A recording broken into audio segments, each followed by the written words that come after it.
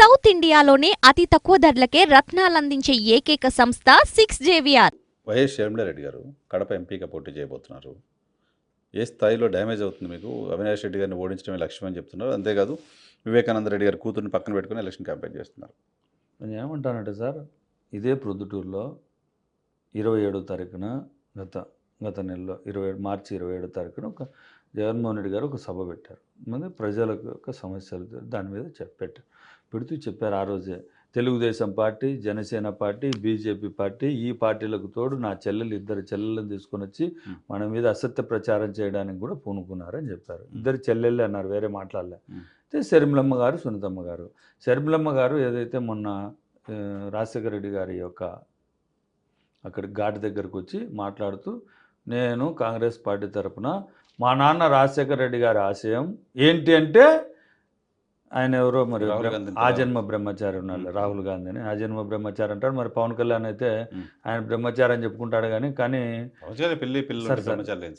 ఎవరికి పవన్ కళ్యాణ్ చెప్తా ఉంటాడు ఎవరి గురించి, రాహుల్ గాంధీ గురించి. నేను మాత్రం పెళ్లి చేసుకోలే కానీ మాత్రం నేను బ్రహ్మచారి గాను, నేను ఒరిజిన్ కాదని అంటాడు. మరి ఆయన చెప్పే ఆలోచన పవన్ కళ్యాణ్. ఇటువంటి ఆయన మీద ఉండే అవాకులు, ఆయన్ను ప్రధానమంత్రి చేసుకోవాలని షర్మిలమ్మ గారు రాజశేఖర రెడ్డి గారు అన్నారు కదా. సరే, రాజశేఖర రెడ్డి గారు అన్నారు. రాజశేఖర రెడ్డి గారు చనిపోయిన తర్వాత ఏమేమి జరిగింది, ఈ రాష్ట్రంలో జరిగిన పరిస్థితులు మీకు తెలుసు, దేశ ప్రజలకు తెలుసు, బీజేపీ వాళ్ళు ఏం మాట్లాడారో పార్లమెంట్లో ఇవన్నీ తెలుసు. ఆయన మీద కేసులు ఎలా వచ్చాయి, ఆయన పేరు ఎఫ్ఐఆర్లు ఏ విధంగా చేర్చారు, ఆయన బతుకున్నంత వరకు కాంగ్రెస్ పార్టీకి పనిచేసినంత వరకు ఆయన దేవుడు, చనిపోయిన తర్వాత ఎఫ్ఐఆర్లో పేర్లు రాసి ఏ విధంగా హింస పెట్టారు, జగన్మోహన్ రెడ్డి గారు ప్రజల దగ్గరికి వెళ్తాంటే ఏ విధంగా అడ్డుకున్నారని రాష్ట్ర ప్రజలకు అందరికీ తెలుసు. ఆ ఎపిసోడ్ అంతా, ఆ ఎపిసోడ్లో కూడా షర్మిలమ్మ గారు ఉన్నారు. ఎస్, ఆ రోజు ఏం చెప్పారు అక్కడ ఘాట్ దగ్గర, ఏం చెప్పారు, నేను మా నాన్న ఆశయం కోసం ప్రధానమంత్రిగా రాహుల్ గాంధీని చేసుకోవడానికి నేను పోటీ చేస్తాను అన్నారు. ఆ నుంచి హాఫ్ అన్ అవర్ 1 అవర్ కడపకి వెళ్ళారు. ఆ నుంచి కారులో వెళ్ళారు కడపకి వెళ్తానే మాట మార్చారు.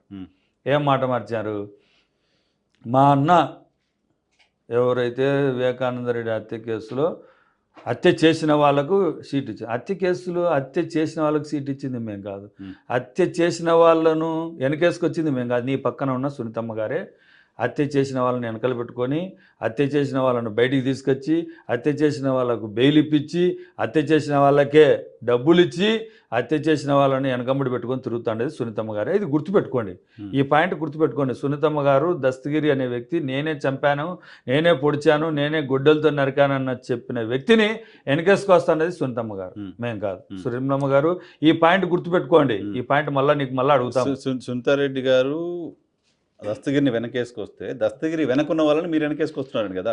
నేనేమంటా అంటే సార్, అవినాష్ రెడ్డి గారి మీద ఉండే అభియోగం, ఉండండి. అభియోగం ఏంటి, సిబిఐ కానీ ఇంకోటి కానీ అక్కడ రక్తం తుడుస్తూ ఉన్నప్పుడు ఉండారు అనే విషయం తప్ప, అవినాష్ రెడ్డి గారికి ఈ కేసుతో సంబంధం లేదు అనే విషయము సిబిఐ ప్రూవ్ చేయలేదు కాబట్టే అవినాష్ రెడ్డి గారికి బెయిల్ ఇచ్చింది. ఈ అంశం గుర్తుపెట్టుకోండి. ఎందుకని అంటున్నానంటే, సిబిఐనే ఏ సాక్ష్యాలు చూపించలేకపోయింది అనే అంశం కోర్టు చెప్పింది, మనం కాదు చెప్పింది.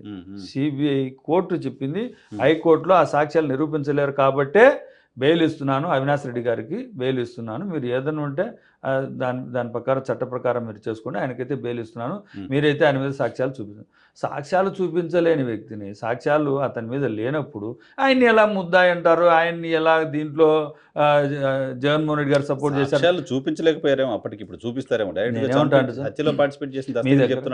మీ దగ్గర నేనేమంటా అంటే, నేను ఎవరన్నా మనకు తెలిసిన వాళ్ళు ఒకరిని హత్య చేసి తర్వాత ఆ కేసులోంచి బయటపడడానికి మీ పేరో నా పేరో చెప్తానే మనం ఏమో ఇంప్లూడ్ అవుతాం, అంతే కదా. మరి ఈ కేసులోంచి బయట వేస్తాను పలానా వాళ్ళ పేరు చెప్పరా అని ఎందుకు చెప్పలేదు ఆ విషయం.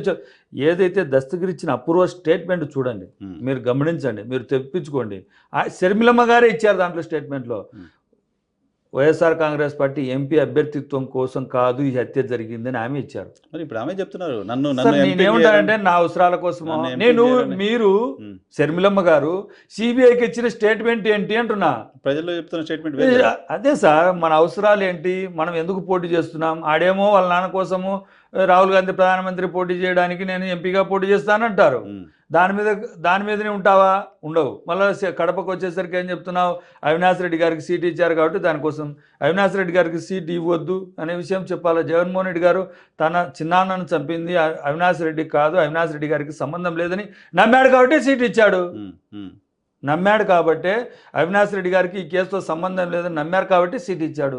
నువ్వు నమ్మలే. నీ యొక్క రాజకీయ అవసరాలు ఏంది? నువ్వు చంద్రబాబు నాయుడు గారికి ఉపయోగపడాలా, పవన్ కళ్యాణ్ గారికి ఉపయోగపడాలా, బీజేపీకి ఉపయోగపడాలి కాబట్టే కాంగ్రెస్ పార్టీలో చేరి మీ నాన్నను తిట్టిన పార్టీ, నువ్వు తిట్టిన పార్టీ, నువ్వు ఏమన్నావు? కాంగ్రెస్ పార్టీని ఇదే తెలంగాణలో పార్టీ పెట్టుకొని తెలంగాణ కాంగ్రెస్ పార్టీ రాజశేఖర రెడ్డి గారి కుటుంబాన్ని నాశనం చేసింది. కాంగ్రెస్ పార్టీని ఎవరైనా ఉమ్మేస్తారు తప్ప ఆ కాంగ్రెస్ పార్టీలో చేరతారన్నావు. డేట్ మారేలోగానే కాంగ్రెస్ పార్టీలో చేరావు. ఇయర్ మారేలోగానే తెలంగాణ వదిలిపెట్టి ఆంధ్రప్రదేశ్కి వచ్చావు. సంవత్సరం కూడా మారలే వచ్చావు అక్కడికి. పార్టీ పెట్టిన సంవత్సరం కూడా మారలే. వచ్చి ఆంధ్రప్రదేశ్లో జగన్మోహన్ రెడ్డి గారి మీద అసూయ ద్వేషాలతో, నీ వ్యక్తిగత కక్షలతో చంద్రబాబు నాయుడు గారు చెల్లెళ్ళు కూడా అంత కక్ష కట్టే అంత తప్పులు జగన్మోహన్ రెడ్డి చేసి ఉండరు. ఏమంటానంటే రాష్ట్రంలో అందరినీ మీరు సాటిస్ఫై చేయగలుగుతున్నప్పుడు సొంత చెల్లెళ్ళు ఎందుకు డిసప్పాయింట్గా ఉన్నారు? నేనేమంటా అంటే సార్, వాళ్ళకి ఏం కోరికలు ఉన్నాయి? నేనేమంటా అంటే, నీకు జగన్మోహన్ రెడ్డి గారు చేసిన అన్యాయం ఏంటో ప్రజలకు చెప్పు. నాకు కాదు, ఆమెకే, షర్మిలమ్మ గారికే. ఆమె షర్మిల గారికి కాదు, వివేకానంద రెడ్డి గారిని చంపిన వాళ్ళని కాపాడుతున్నారు. అంతకంటే ఏంటి అని ఎవరు కాపాడుతున్నారు? జగన్మోహన్ రెడ్డి గారు. ఎవరు వాళ్ళు తెలుసుకుందాం. ప్రజాక్షేత్రంలో అవినాష్ రెడ్డి గారు గెలిచిన తర్వాత నేను ఇంకొక మాట కూడా మాట్లాడద్దు.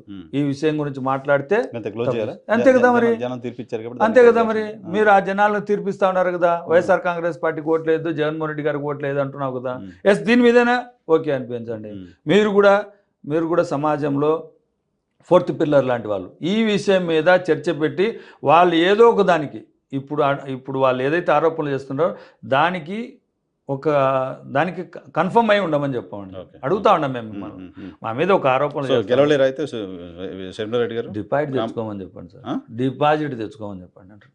కాంగ్రెస్ పార్టీ గుర్తు తెలుసు.